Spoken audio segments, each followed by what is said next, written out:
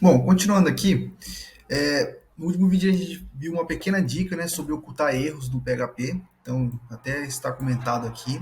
E agora a gente vai fazer o seguinte, como a gente identificou que a nossa conexão já está funcionando, a gente consegue utilizar no caso, né, esses recursos que a gente fez tudo no banco de dados. Então esses comandos que a gente utilizou aqui de insert, select, update, delete, foi todos feitos diretamente no banco de dados. Agora a gente vai fazer isso no código PHP, que é a intenção, né? Que a gente faça isso na nossa aplicação. Então, o que eu vou fazer? Primeira coisa que eu vou usar, eu vou usar esse comando que é para recuperar todos os usuários que existem no site. Então, eu vou vir aqui agora e vou usar o seguinte comando. Vou apagar esse trecho do código e vou criar aqui uma variável chamada SQL. Eu poderia também colocar query, mas eu vou colocar SQL, fica mais fácil. Ou melhor, vou colocar como select. Ok?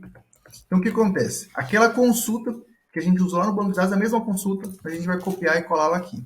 Eu posso remover o ponto e vírgula, porque não tem necessidade. E aqui temos o nosso select feito. O que eu vou fazer?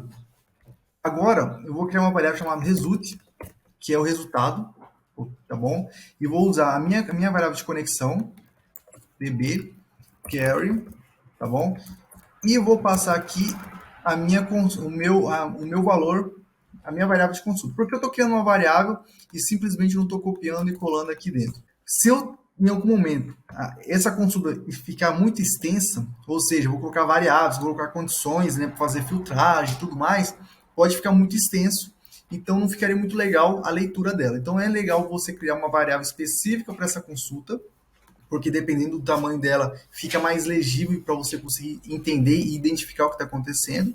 E aí o seu código também fica mais organizado, porque aí você consegue passar aqui apenas essa variável que você está usando, né, para montar a sua consulta select. Bom, feito isso aqui, esse valor aqui resulte, se ocorrer algum erro nessa consulta, ele vai me retornar falso, ou seja, teve erro. Se não, ele vai me retornar um objeto, que é um assunto que eu vou entrar em detalhes mais na frente, mais no futuro, mas seria a mesma coisa de classe, entre aspas, tá bom? Mas ele vai me retornar um objeto. Então, se ele retornou um objeto, quer dizer que tem dados. Então, por ter dados, ocorreu tudo certo. Então, esse caso aqui agora, meu aqui, o que eu posso fazer? Verifico se a variável exige objeto, e eu não vou usar igual a true, porque o if, em um vídeo anterior, eu expliquei um pouquinho sobre o if e o else. Então, nesse caso, o if ele vai sempre esperar uma condição verdadeira nesse caso aqui. Então, está esperando uma condição verdadeira, e essa condição verdadeira, no meu caso, é que existe dados. Se não, vai retornar falso. Então, se não, eu quero exibir esse erro. Então, o que eu vou fazer? Eu vou copiar esse trecho do código aqui e eu vou colocar erro no select. E aqui, ao invés de colocar connect error, que esse connect é só para caso da conexão, eu vou usar apenas o error. Que essa situação aqui, ele vai me retornar o último erro que a gente fez no nosso banco de dados, que foi, nesse caso, uma consulta nessa tabela. Então, não tem erro, vou colocar aqui, não tem erro. E vou executar agora esse código. Então, vou executar aqui agora. Não tem erro. Ou seja, ele entrou aqui, mas vamos supor que tivesse um erro. Vamos colocar aqui uma tabela que não existe no banco. Então, usuário, users, tests. É uma tabela que não existe. Se a gente vir aqui no nosso banco de dados, por exemplo, ela não existe aqui em tabelas, certo? Então, eu vou executar aqui e ele me retornou um erro.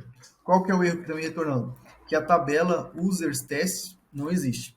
Então, esse aqui é um exemplo, né, que a gente forçou um erro também na hora da consulta. Então, a gente já fez uma tratativa para caso ocorrer algum erro na nossa consulta, a gente conseguir entender o que aconteceu. Então, esse aqui é um exemplo de uma conexão de select. Então, no próximo vídeo, eu vou mostrar como a gente consegue interagir com os dados da nossa tabela, tá bom? Então, aqui nesse exemplo, não teve erro. Então, no próximo vídeo, eu mostro como a gente faz essa interação.